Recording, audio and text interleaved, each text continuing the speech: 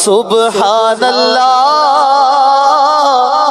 ما اجمل کا ما حسن کا ما اکمل کا نحمدہ ونصلی علی رسولہ النبی الکریم الامین اما بعد فاعوذ باللہ السمیع العلیم من الشیطان الرجیم بسم اللہ الرحمن الرحیم قال اللہ تبارک و تعالی فی القرآن الحکیم ان اللہ وملائکتہ یصلون علی النبی یا ایہا الذین آمنوا صلوا علیہ وسلموا تسلیما الصلاۃ والسلام علیک یا رسول اللہ وعلی آلک واصحابک یا نبی اللہ۔ اللہ تعالیٰ کی بے حد و حساب حمد و ثنا نبی مکرم جان عالم وجہ تخلیق کائنات حضرت محمد مصطفیٰ صلی اللہ علیہ وسلم اور آپ کے تمام آل و اصحاب کی بارگاہ ناز میں درود و سلام کے نذرانوں کے بعد انتہائی عزت اور احترام کے لائق سامعین ذی قدر میرے دینی اور یقینی دوستوں، بزرگوں اور بھائیوں، سرور کونین حضرت محمد مصطفیٰ صلی اللہ علیہ وسلم کی سیرت مبارکہ کے حوالے سے ہمارے دروس کا تسلسل جو ہے وہ جاری ہے، اور آپ نے سماعت کیا کہ سن 8 ہجری فتح مکہ کے بعد نبی کریم صلی اللہ علیہ وسلم کی بارگاہ میں مختلف علاقوں سے وفود کی آمد کا سلسلہ شروع ہوا، اور آپ نے ہمارے گزشتہ درس میں وفود کی آمد کے حوالے سے سماعت فرمایا کہ نبی کریم صلی اللہ علیہ وسلم کی بارگاہ میں سب سے پہلے وفد نجران کی آمد ہوئی، اور یہ عیسائیوں کا وفد تھا جس نے رسول اللہ صلی اللہ علیہ وسلم سے مختلف سوالات اور جوابات کیے، لیکن آپ صلی اللہ علیہ وسلم کی دعوت کو قبول کرنے سے انکار کیا۔ صورتحال مباہلے تک جا پہنچی، اور اس کے بعد عیسائیوں نے مباہلہ کرنے سے معذرت کر لی اور رسول اللہ صلی اللہ علیہ وسلم کو جزیہ دینا یہ قبول کر لیا۔ اس کے بعد نبی کریم صلی اللہ علیہ وآلہ وسلم کی بارگاہ میں دوسرے وفود کی آمد شروع ہوئی، اور ان وفود میں جو دوسرے نمبر پر وفد آیا وہ وفد ابو تمیم الداری تھا، اور اس کے بعد نبی کریم صلی اللہ علیہ وسلم کی بارگاہ میں وفد ثقیف، یہ وہی وفد ثقیف ہے کہ جب نبی کریم صلی اللہ علیہ وآلہ وسلم نے خیبر کا محاصرہ کر کے رکھا، آپ کے ساتھ 10 سے 12 ہزار صحابہ کرام تھے، تو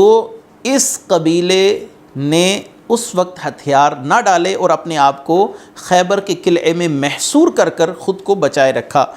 لا محالہ صحابہ کرام کو یہاں سے واپس لوٹنا پڑا، اور اب صورتحال یہ بنی کہ اس وقت نے رسول اللہ صلی اللہ علیہ وسلم کی بارگاہ میں خود حاضر ہو کر اسلام قبول کیا، اور چند شرائط عائد کی کہ ہم ان شرائط پر اسلام قبول کریں گے، یعنی نماز نہیں پڑھیں گے، ہمیں کچھ عرصہ بت پرستی کی اجازت دی جائے، لیکن نبی کریم صلی اللہ علیہ وآلہ وسلم نے ان شرائط کو قبول کرنے سے انکار فرما دیا۔ یہ تمام کی تمام گفتگو آپ ہمارے گزشتہ درس میں سن چکے، میں نے خلاصتاً عرض کر دیا تاکہ ایک تسلسل اور ایک ربط بن جائے، اور تاکہ آپ کو اگلی گفتگو جو ہے وہ آسانی سے سمجھ آ سکے۔ وفد ثقیف کی واپسی کے بعد نبی کریم صلی اللہ علیہ وسلم کی بارگاہ میں وفد بنی عامر بن صعصع یہ وفد آیا، اور اس وفد کے افراد کے اندر جو 3 لوگ تھے قابل ذکر لوگ، ایک عامر بن طفیل ہے جس کے دل میں رسول اللہ صلی اللہ علیہ وسلم کی نفرت کوٹ کوٹ کر بھری ہوئی تھی، دوسرا عربت بن قیس، یہ عرب کے مشہور جو شاعر ہے لبید اس کا سگا بھائی تھا، اور تیسرا جبار بن سلمہ۔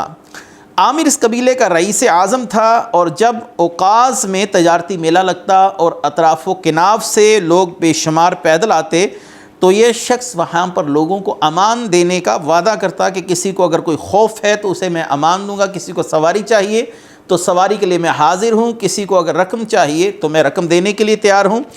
لیکن ان تمام خاصیتوں کے ساتھ ساتھ اس کے دل میں رسول اللہ صلی اللہ علیہ وآلہ وسلم کا بغض حد درجے تک کوٹ کوٹ کر بھرا ہوا تھا۔ جب یہ نبی کریم صلی اللہ علیہ وسلم کے پاس پہنچا تو اس سے پہلے یہ عربد اپنے ایک ساتھی کے ساتھ یہ منصوبہ بنا کر آیا تھا کہ میں رسول اللہ صلی اللہ علیہ وسلم کے سامنے کچھ شرائط پیش کروں گا، اور ان شرائط پر اسلام قبول کرنے کی حامی بھروں گا۔ اور اگر رسول اللہ صلی اللہ علیہ وسلم نے میری ان شرائط کو ماننے سے انکار کیا تو تم موقع پاتے ساتھ ہی رسول اللہ صلی اللہ علیہ وسلم پر حملہ کر دینا اور رسول اللہ صلی اللہ علیہ وسلم کو شہید کر دینا۔ تو لہٰذا یہ تین افراد اربد، عامر بن طفیل اور جبار بن سلمہ رسول اللہ صلی اللہ علیہ وسلم کی بارگاہ میں پہنچے۔ آپ صلی اللہ علیہ وسلم کے قریب ہو کر بیٹھا یہ عامر بن طفیل، اور اس نے رسول اللہ صلی اللہ علیہ وسلم سے آہستہ سے سرگوشی کی، اے محمد مجھے اپنا دوست اور صدیق بنا لیجئے۔ نبی کریم صلی اللہ علیہ وسلم نے فرمایا یہ اس صورت میں ممکن ہے کہ جب تم اسلام قبول کر لو، اس کے علاوہ تمہارے ساتھ میرا کوئی دوستی کا تعلق نہیں ہو سکتا۔ پھر اس نے وہی جملہ دہرایا کہ مجھے اپنا صدیق یعنی دوست بنا لیجئے، اور اس نے اپنی گفتگو کا سلسلہ دراز کیا اور اربد کو اشارہ کیا کہ رسول اللہ صلی اللہ علیہ وسلم پر حملہ کرتے۔ اربد نے باوجود کوشش کے رسول اللہ صلی اللہ علیہ وسلم پر حملہ کرنے کی متعدد بار کوشش کی، لیکن اپنی اس کوشش میں ناکام رہا۔ اربد کو متعدد بار اشارہ کیا گیا اس عامر بن طفیل کی طرف سے، لیکن اربد اپنے منصوبے کو عملی جامہ پہنانے میں ناکامی کا سامنا کرتا رہا۔ رسول اللہ صلی اللہ علیہ وآلہ وسلم کے قریب ہو کر اب یہ گفتگو بھی کر رہا ہے، اور گفتگو کیا ہے کہ ایسا ہے کہ میں اس صورت پر اسلام قبول کروں گا کہ آپ مجھے اپنا جانشین مقرر کر دیجئے، اپنا خلیفہ بنا دیجئے۔ نبی کریم صلی اللہ علیہ وسلم نے فرمایا اس میں تیرا اور تیری قوم کا دخل نہیں، ہر چیز اللہ کے سپرد ہے، وہ جسے چاہے گا میرا جانشین بنا دے گا۔ البتہ میں تجھے گھوڑے سوار دستے کا سربراہ بنا سکتا ہوں اور امیر بنا سکتا ہوں۔ وہ کہنے لگا آج بھی میں نجد کے گھوڑے سوار دستوں کا امیر ہوں، مجھے اس چیز کی ضرورت نہیں، اور ہاں اگر آپ یہ کریں کہ مجھے عرب کے صحرا نشین قبائل کا سردار بنا دیا جائے تو میں اسلام قبول کر لوں گا۔ نبی کریم صلی اللہ علیہ وسلم نے اس کی تجویز کو ٹھکرا دیا۔ پھر اس نے کہا اگر میں مسلمان ہو جاؤں تو مجھے کیا ملے گا؟ رسول اللہ صلی اللہ علیہ وسلم نے فرمایا وہی حقوق جو دوسرے مسلمانوں کے پاس ہیں، اے عامر بن طفیل تجھے بھی وہی حقوق دیے جائیں گے۔ لَكَ مَا لِلْمُسْلِمِينَ وَعَلَيْكَ مَا عَلَى الْمُسْلِمِينَ، جو دوسرے مسلمانوں کے حقوق ہیں وہی تیرے لیے ہوں گے، جو ان کے فرائض اور ذمہ داریاں ہیں وہی تمہاری ہوں گی۔ یہ غصے سے لال پیلا ہو گیا۔ رسول اللہ صلی اللہ علیہ وآلہ وسلم نے میرا کوئی مطالبہ بھی قبول نہیں کیا، اور کہنے لگا میں آپ کے مقابلے کے لیے اتنے شہ سوار اور اتنے پیدل لڑاکا لوگ لے کر آؤں گا جو ان وادیوں کو بھر دیں گے۔ اے محمد صلی اللہ علیہ وسلم آپ تیار رہیے، میں آپ کے ساتھ مقابلہ کروں گا اور آپ کو شکست فاش دوں گا۔ یہ جاتے ہوئے عامر بن واصلہ نے رسول اللہ صلی اللہ علیہ وسلم کو دھمکی لگائی۔ آپ صلی اللہ علیہ وسلم نے اس کی دھمکی سننے کے بعد متعدد دن یہ دعا کی، اللہم اکفنی عامر بن طفیل بما شئت، اے اللہ مجھے عامر کے شر سے بچا جیسا کہ تیری مرضی ہو۔ اس پر اللہ تعالیٰ نے ایسی بیماری مسلط کی جو اس کی ہلاکت کا سبب بنی۔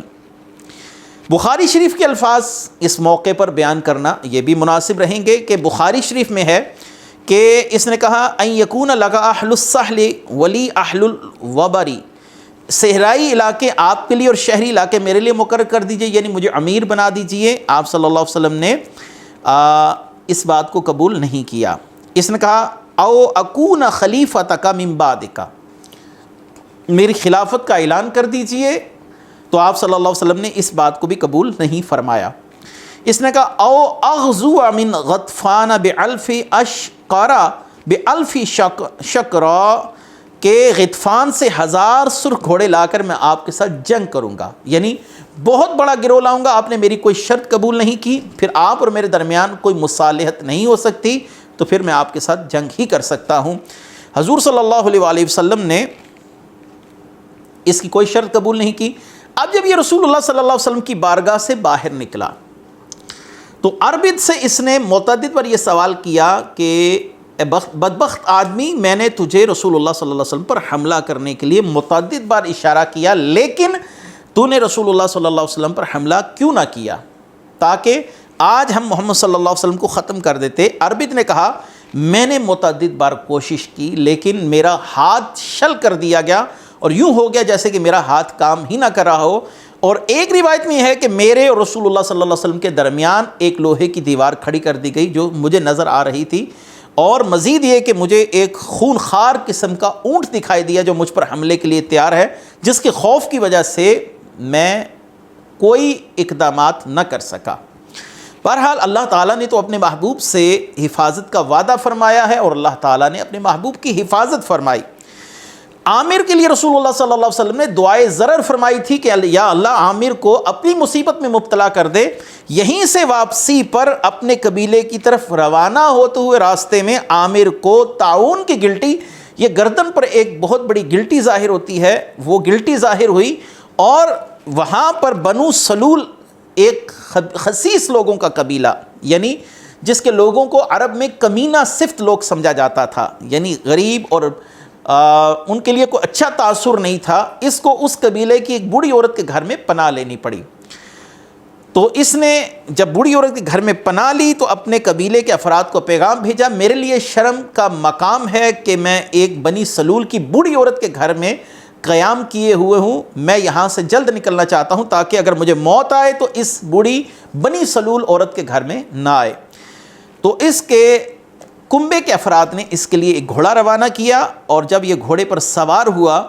تو گھوڑے نے اس کو زمین پر گرا دیا، جس سے اس کی گردن کی ہڈی ٹوٹ گئی اور یہ واصل با جہنم ہوا۔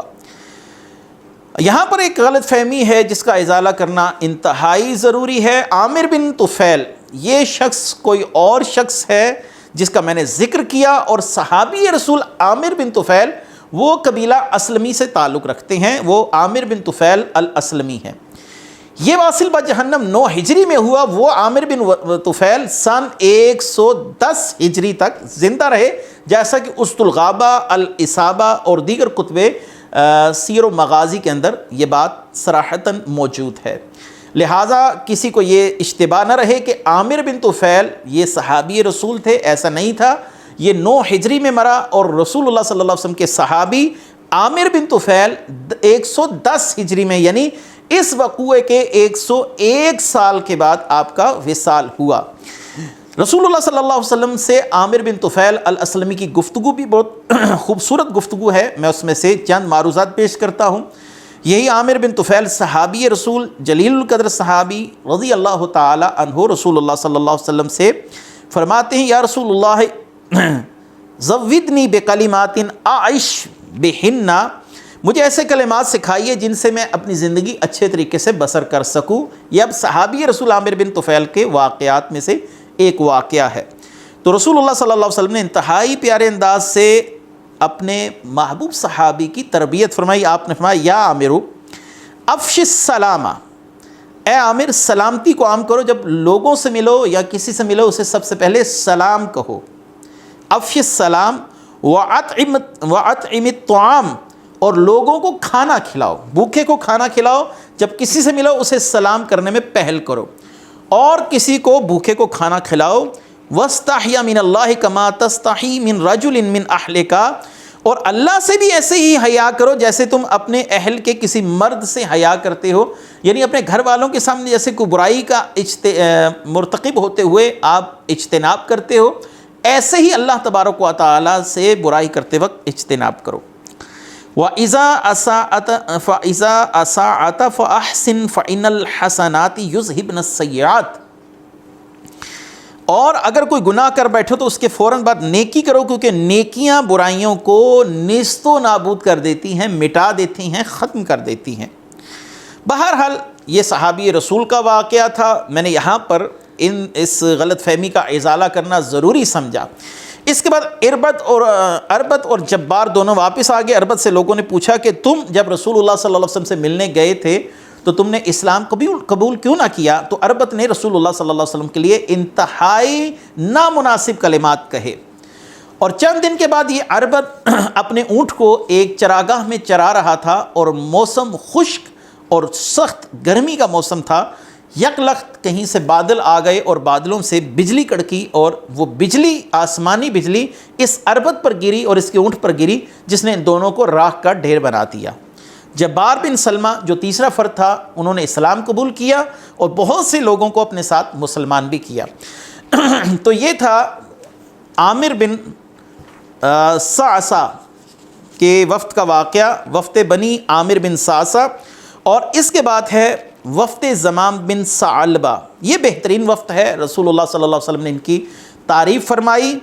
علماء کے بقول یہ وفد 5 ہجری میں رسول اللہ صلی اللہ علیہ وسلم کے پاس آیا، لیکن علامہ ابن حجر عسقلانی رحمۃ اللہ علیہ نے فتح الباری میں بیان کیا کہ صحیح تاریخ 9 ہجری ہے، رسول اللہ صلی اللہ علیہ وسلم کے وصال سے صرف 2 سال پہلے ہی ان کو شرف باریابی حاصل ہوا۔ حضرت ابن عباس فرماتے ہیں ہم نے کسی سے یہ نہیں سنا کہ زمام بن ثعلبہ کے وفد سے کوئی دوسرا وفد افضل اور بہتر ہو۔ نبی کریم صلی اللہ علیہ وسلم ایک روز تقیہ لگائے اپنے صحابہ کرام کے حلقے میں تشریف فرما تھے۔ ایک بدو کہتے ہیں دیہاتی شخص کو، اعرابی کو، یہ رسول اللہ صلی اللہ علیہ وسلم کی بارگاہ میں آیا اور اس نے رسول اللہ صلی اللہ علیہ وسلم سے کہا ایکم ابن عبد المطلبی، تم میں عبد المطلب کے بیٹے کون ہے؟ رسول اللہ صلی اللہ علیہ وسلم نے فرمایا وہ میں ہوں، اور بعض صحابہ نے رسول اللہ صلی اللہ علیہ وسلم کی طرف اشارہ بھی کیا۔ اس نے کہا یا رسول اللہ صلی اللہ علیہ وسلم میں آپ سے کچھ سوالات کرنا چاہتا ہوں، اگر میں سوال کروں کہ آپ برا تو نہیں منائیں گے؟ آپ صلی اللہ علیہ وسلم نے فرمایا میں تم سے قطعاً ناراض نہیں ہوں گا، تم نے جو سوال کرنا ہے وہ کرو، سل اما بتا اعلیٰ کا، جو چاہو مجھ سے سوال کرو۔ تو جو پہلا سوال کیا اس شخص نے، اس نے کہا کہ آپ کا قاصد ہمارے پاس آیا اور اس نے ہمیں بتایا کہ اللہ نے آپ کو رسول بنا کر مبعوث کیا، کیا یہ بات صحیح ہے؟ آپ صلی اللہ علیہ وسلم نے فرمایا اس نے سچ کہا۔ پھر اس سوال کرنے والے نے کہا کہ میں آپ کو خدا کا واسطہ دے کر سوال کرتا ہوں جس نے زمین و آسمان کو پیدا کیا، جس نے یہ فلک بوس پہاڑوں کو جگہ جگہ نصب کیا، مجھے بتائیے کیا واقعی اللہ تعالیٰ نے آپ کو حکم دیا ہے کہ آپ ہمیں یہ حکم دیں کہ اللہ وحدہ لا شریک ہے اور اس کے سوا عبادت کے کوئی لائق نہیں؟ آپ صلی اللہ علیہ وسلم نے ارشاد فرمایا ہاں، میرے رب نے مجھے یہی حکم دیا ہے کہ میں تم لوگوں کو دعوت دوں کہ اللہ وحدہ لا شریک ہے اور اللہ کے سوا کوئی اور معبود نہیں ہے۔ پھر اس نے پوچھا یا رسول اللہ صلی اللہ علیہ وسلم ہمیں آپ کے قاصد نے بتایا ہے کہ آپ حکم دیتے ہیں کہ فقراء اور مساکین میں مال تقسیم کیا جائے اور اغنیاء سے مال لیا جائے، یعنی غنی لوگ جن کو اللہ نے مال زیادہ دی ہے ان سے مال لے کر غریبوں میں تقسیم کیا جائے۔ آپ صلی اللہ علیہ وسلم نے فرمایا بے شک میرے رب نے مجھے یہی حکم دیا ہے۔ پھر اس نے کہا یا رسول اللہ صلی اللہ علیہ وسلم ہمیں اس بات پر بھی مطلع فرمائیے کہ کیا آپ یہ فرماتے ہیں کہ ہم ماہ رمضان کے روزے رکھیں؟ آپ نے فرمایا میرے رب نے مجھے یہی حکم دیا ہے۔ اور اس شخص نے پھر سوال کیا کہ کیا آپ یہ کہتے ہیں کہ صاحب استطاعت شخص جس کو اللہ نے مال دیا ہے وہ شخص حج کرے گا؟ آپ صلی اللہ علیہ وسلم نے فرمایا اللہم نعم، ہاں میرے اللہ نے مجھے یہ حکم دیا ہے جو میں نے تمہیں پہنچا دیا۔ اپنے سوالات کے جوابات سننے کے بعد اس شخص نے فوراً ہی کہا آمنتو وصدقتو انا زمام بن ثعلبہ، میں سچے دل سے آپ پر ایمان لایا، میں آپ کی تصدیق کرتا ہوں، میرا نام زمام بن ثعلبہ ہے، میں زمام ہوں ثعلبہ کا بیٹا۔ دولت ایمان سے مالا مال ہونے کے بعد جب یہ زمام بن ثعلبہ رضی اللہ تعالیٰ عنہ اپنے وطن پہنچے تو انہوں نے لات و عزیٰ کی تردید میں کئی اشعار کہے۔ اس کی قوم نے انہیں کافی منع کیا لیکن یہ باز نہ آئے، ان لوگوں نے انہیں ڈرایا کہ ہمارے یہ بت تمہیں کسی بیماری میں مبتلا کر دیں گے، لیکن زمام بن ثعلبہ نے کہا وَيْلَكُمْ أَنَّهُمَا لَا يَضُرَّانِ وَلَا يَنْفَعَانِ، یہ نہ نفع دے سکتے ہیں نہ نقصان دے سکتے ہیں۔ اور میں ایمان لایا نبی کریم صلی اللہ علیہ وآلہ وسلم پر جنہوں نے مجھے گواہی کا کہا کہ اشہد لا الہ الا اللہ وحدہ لا شریک لہ واشہد ان محمدًا عبدہ ورسولہ صلی اللہ علیہ وسلم۔ زمام بن ثعلبہ کی کوشش سے آپ کے قبیلے کے مرد و زن نے کفر و شرک سے توبہ کی اور سچے دل سے اسلام قبول کیا۔ یہ تھا زمام بن ثعلبہ کا وفد۔ اور وفد عبد القیس یہ بھی بہت بہترین وفد ہے۔ رسول اللہ صلی اللہ علیہ وسلم نے اس وفد کے آنے سے پہلے ان کے لیے دعائے مغفرت فرمائی، اور اس وفد کی آبادیوں کا جو حصہ ہے، یعنی یہ وفد کہاں پر آباد تھا تو یہ بحرین کے علاقے سے رسول اللہ صلی اللہ علیہ وسلم کی بارگاہ میں پہنچے۔ اس قبیلے کا جو وفد رسول اللہ صلی اللہ علیہ وسلم کی بارگاہ میں حاضر ہوا، اس وفد میں جاروت نامی ایک شخص تھا جو عیسائی تھا اور اس کتب آسمانی کا اس نے مطالعہ کر رکھا تھا، اور رسول اللہ صلی اللہ علیہ وآلہ وسلم کے متعلق اس کا دل گواہی دے رہا تھا کہ یہ وہی نبی ہیں جن کے لیے سیدنا عیسیٰ علیہ السلام نے ہمیں دعوت دی ہے کہ میرے بعد ایک نبی آخر الزماں آئیں گے۔ تو جاروت نے اپنے ایک ساتھی سلمہ بن ایاز اسدی سے رسول اللہ صلی اللہ علیہ وسلم کے متعلق گفتگو کی، اگر یہ اللہ کے نبی ہیں تو ہمارے دل کی بات کو جان لیں گے، لہذا تم 3 سوال اپنے دل کے اندر ایسے رکھو جو تمہارے علاوہ کوئی نہ جانتا ہو، اور میں نے بھی 3 سوال اپنے دل کے اندر ایسے رکھے ہیں جو میرے سوا کوئی نہیں جانتا۔ جب ہم رسول اللہ صلی اللہ علیہ وسلم کی بارگاہ میں پہنچیں گے تو رسول اللہ صلی اللہ علیہ وسلم سے سوال کریں گے، اگر آپ اللہ کے نبی ہیں تو پھر ہمارے دلوں میں پوشیدہ بات کی خبر دیجئے۔ یہ ایک وفد جب نبی کریم صلی اللہ علیہ وسلم کی بارگاہ میں پہنچا اور رسول اللہ سے گفتگو کا آغاز ہوا تو جاروت نے رسول اللہ صلی اللہ علیہ وسلم سے اپنی گفتگو کے آغاز میں کہا، بما بعثک ربک یا محمد، آپ کے رب نے آپ کو کیا دے کر مبعوث کیا ہے؟ عرب کے تاجدار حضور سیدی خاتم النبیین حضرت محمد مصطفیٰ صلی اللہ علیہ وسلم کے عنبرین لبوں سے یہ الفاظ نکلے ہیں۔ آپ صلی اللہ علیہ وسلم نے فرمایا، میرے رب نے مجھے کیا حکم دیا؟ بشہادت ان لا الہ الا اللہ وانی عبد اللہ ورسولہ، میں گواہی دیتا ہوں کہ اللہ کے سوا کوئی معبود نہیں، میں اللہ کا بندہ ہوں، اللہ کا رسول ہوں۔ اور دوسری بات بھی سنو، والبراۃ من کل ند یعبد من دون اللہ وباقام الصلاۃ لوقتها وایتاء الزکوٰۃ بحقها، اور اللہ نے مجھے حکم دیا کہ میں ان معبودوں سے، بتوں سے اپنا تعلق منقطع کروں، یعنی ان بتوں سے میرا کوئی تعلق نہیں، اور میرے رب نے مجھے حکم دیا ہے کہ میں بر وقت ہر نماز کو ادا کروں، نماز کو وقت پر ادا کروں۔ یہ ہے رسول اللہ صلی اللہ علیہ وسلم کا حکم کہ نماز کو اپنے وقت پر ادا کروں، اور آپ صلی اللہ علیہ وسلم نے فرمایا اپنے مال سے زکوٰۃ بھی دوں، وَإِيتَاءِ الزَّكَاةِ بِحَقِّهَا وَصَوْمِ رَمَضَانِ وَحَجِّ الْبَيْتِ، اور اللہ تعالیٰ نے جو ہم پر رمضان کے روزے فرض کیے وہ روزے رکھوں اور حج بیت اللہ کیا جائے، بغیر الحاد من عمل صالح فلنفسه ومن اساء فعليها وما ربك بظلام للعبید، اور یہ کہ جو شخص نیک عمل کرے اس کا فائدہ اسے پہنچے گا، اور جو برے عمل کرے گا اس کا بوجھ اسی کی گردن پر ہوگا، اور تمہارا رب کسی پر ظلم کرنے والا نہیں ہے۔ پھر جاروت نے وہی سوالات رسول اللہ صلی اللہ علیہ وسلم سے پوچھے جو جاروت کے دل میں تھے۔ اچھا، اگر آپ اللہ کے نبی ہیں تو پھر بتائیے میرے دل میں کون سے 3 ایسے سوالات ہیں جو میں آپ سے پوچھنا چاہتا تھا۔ نبی کریم صلی اللہ علیہ وسلم نے کچھ دیر کے لیے اپنے سر مبارک کو جھکایا، اور اس وقت آپ صلی اللہ علیہ وسلم کی کیفیت ایسے ہو گئی جیسے کہ کسی انسان پر اونگ طاری ہوتی ہے۔ پھر نبی کریم صلی اللہ علیہ وسلم کی پیشانی سے پسینے کے قطرات بہہ رہے تھے، تو آپ صلی اللہ علیہ وسلم فرمایا، اے جاروت، اصل میں تمہارے دل میں 3 سوالات ہیں۔ وہ 3 سوال کیا ہیں؟ وہ یہ ہیں، پہلا سوال یہ ہے کہ جو لوگ زمانے جاہلیت میں قتل ہوئے ان کے بارے میں کیا حکم ہے؟ کیا یہ پہلا سوال ہے؟ اس نے کہا جی بالکل، پہلا سوال یہی ہے میرے دل میں۔ آپ نے فرمایا دوسرا سوال، زمانہ جاہلیت میں جو معاہدے طے پائے ان کے بارے میں کیا حکم ہے؟ اس نے کہا بالکل ایسا ہی ہے، دوسرا سوال میرے دل میں یہی تھا۔ آپ نے فرمایا اب سنو، تیسرا سوال یہ تھا، زمانہ جاہلیت میں جو عطیات دیے گئے ان کے بارے میں کیا حکم ہے؟ اس شخص نے کہا بالکل ایسا ہی ہے، تینوں سوالات بعین ہی وہی ہیں جو میرے دل میں تھے۔ آپ صلی اللہ علیہ وسلم نے فرمایا اب ان 3 سوالات کے جوابات سنو۔ تو آپ صلی اللہ علیہ وسلم نے ان کا جواب دیتے ہوئے فرمایا، زمانہ جاہلیت کے مقتولوں کا خون حدر ہے، ضائع گیا، رائگاں گیا، ان کے قاتلوں سے کوئی قصاص نہیں لیا جائے گا۔ اگر تم اسلام قبول کرتے ہو تو اسلام تمہارے پچھلے سارے گناہوں کو مٹا دے گا۔ دوسرا یہ کہ زمانہ جاہلیت کی قسمیں مردود ہیں کہ تم نے قسم کھائی کہ میں یہ کام نہیں کروں گا، اور اب تم اسلام لاتے ہو تو وہ قسم خود بخود ہی ختم ہو جائے گی، کیونکہ اسلام پہلی قسموں کو ختم کر دیتا ہے۔ بہترین صدقہ یہ ہے کہ تم اپنے بھائی کو اپنے اونٹ پر سوار کرو، اسے اپنی بکری کا دودھ پیش کرو، یعنی اس کی خاطر میں مدارت کرو، اس کی مہمان نوازی میں کوئی کسر نہ چھوڑو۔ پھر آپ صلی اللہ علیہ وسلم نے دوسرے شخص سے مخاطب ہوتے ہوئے فرمایا، اے سلمہ بن ایاز اسدی، تیرے دل میں بھی میرے لیے 3 سوال ہیں، ان 3 سوالات کو سنو۔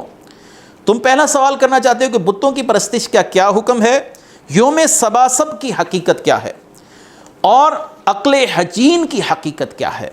اس نے کہا بالکل ایسا ہی ہے۔ تو آپ صلی اللہ علیہ وسلم نے فرمایا اب سنو ان سوالات کے جوابات۔ بتوں کی پوجا قطعاً حرام ہے، رب کریم فرماتا ہے انکم وما تعبدون من دون اللہ حسب جہنم انتم لہا واردون، تم اور جن بتوں کی تم پرستش کرتے ہو اللہ کو چھوڑ کر سب جہنم کا ایندھن ہوں گے، تم اس میں داخل ہونے والے ہو۔ سباسب ایک فضیلت والی رات تھی دور جاہلیت میں جو مانی جاتی تھی۔ آپ نے فرمایا سب کے عوض اللہ نے تمہیں لیلۃ القدر عطا فرمائی، لیلۃ القدر خیر من الف شہر، یہ 1000 مہینوں سے بہتر ہے، اور اس کو رمضان کے آخری عشرے میں تلاش کرو۔ اور اللہ تعالیٰ نے تمام اہل ایمان کے خون کو برابر قرار دیا ہے، چھوٹے بڑے امیر و غریب میں کوئی تفریق نہیں ہے۔ جب انہوں نے رسول اللہ صلی اللہ علیہ وسلم سے تسلی بخش سوالات کے تسلی بخش جوابات سنے تو وہ کہہ اٹھے نشہد لا الہ الا اللہ وحدہ لا شریک لہ وانک عبدہ ورسولہ، یعنی انہوں نے رسول اللہ صلی اللہ علیہ وسلم کے ہاتھ پر اسلام قبول کیا۔ وفد عبد القیس کے آنے کے واقعات میں کچھ اختلاف پایا جاتا ہے، ایک تو میں نے آپ کو عرض کر دیا، اور ایک یہ ہے کہ جب یہ وفد رسول اللہ صلی اللہ علیہ وسلم کے پاس آ رہا تھا تو آپ صلی اللہ علیہ وسلم نے اس وفد کی تعریف فرمائی کہ ایک وفد میرے پاس آ رہا ہے، اور یہ بغیر کسی جبر و اکراہ، یعنی ان کو کسی نے نہیں بھیجا، یہ اپنے دل کی آواز سن کر میری طرف آ رہے ہیں۔ اور آپ صلی اللہ علیہ وسلم نے ان کے لیے فرمایا اللہم اغفر لعبد القیس، یا اللہ وفد عبد القیس کی مغفرت فرما۔ جب یہ بات حضرت عمر فاروق نے سنی تو وہ اس وفد کو لینے کے لیے مدینے سے باہر کی طرف جا رہے تھے، تو وفد عبد القیس سے ان کی ملاقات ہوئی، تو وفد عبد القیس کو حضرت عمر فاروق نے رسول اللہ صلی اللہ علیہ وسلم کی اس دعا کا تذکرہ کیا کہ رسول اللہ صلی اللہ علیہ وسلم نے تمہارے لیے دعائے مغفرت فرمائی ہے۔ یہ وفد بہت خوش ہوا، اور جب یہ رسول اللہ صلی اللہ علیہ وسلم کی بارگاہ میں پہنچے تو یہاں پر یہ الفاظ قابل غور ہیں، فَرَمَى الْقَوْمُ بِأَنفُسِهِمْ عَنْ رَقَائِبِهِمْ بِبَابِ الْمَسْجِدِ وَتَبَادَرُوا يُقَبِّلُونَ يَدَاهُ وَرِجْلَهُ، یہ رسول اللہ صلی اللہ علیہ وسلم کو دیکھتے ساتھ ہی اپنی سواریوں سے چھلانگیں لگا کر کودے، رسول اللہ صلی اللہ علیہ وسلم کے ہاتھ اور پاؤں دونوں کو بوسے دینا شروع کر دیے۔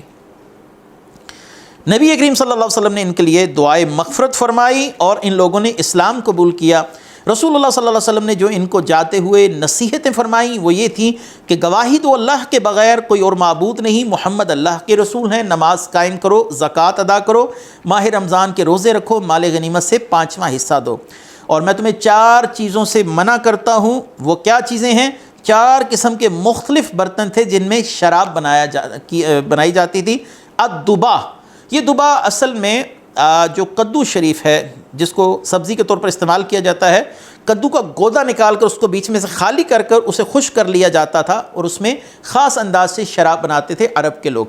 دوسرا ہے ہنتم، وہ گھڑا جس پر سبز رنگ کا لیپ کر دیا جائے تاکہ اس کے مسام بند ہو جائیں، اس میں بھی شراب ایک خاص انداز سے بنائی جاتی تھی۔ نقیر، درخت کے تنے کو کھود کر گھڑا بنا دیا جاتا تھا، اس میں شراب تیار کی جاتی تھی۔ مزفت، جس میں تارکول کا لیپ کیا جاتا ہے، جس کو آپ لک کہتے ہیں، کالے رنگ کی، جسے سڑکوں وغیرہ پر لیپ کیا جاتا ہے۔ تو رسول اللہ صلی اللہ علیہ وسلم نے شراب کی حرمت کے حوالے سے ان لوگوں کو منع کیا کہ ان 4 چیزوں کو بند کر دیا جائے، اور ان لوگوں نے ان 4 چیزوں کو ختم کر دیا۔ وفد عبد القیس کے بعد وفد بنی حنیفہ اور دیگر،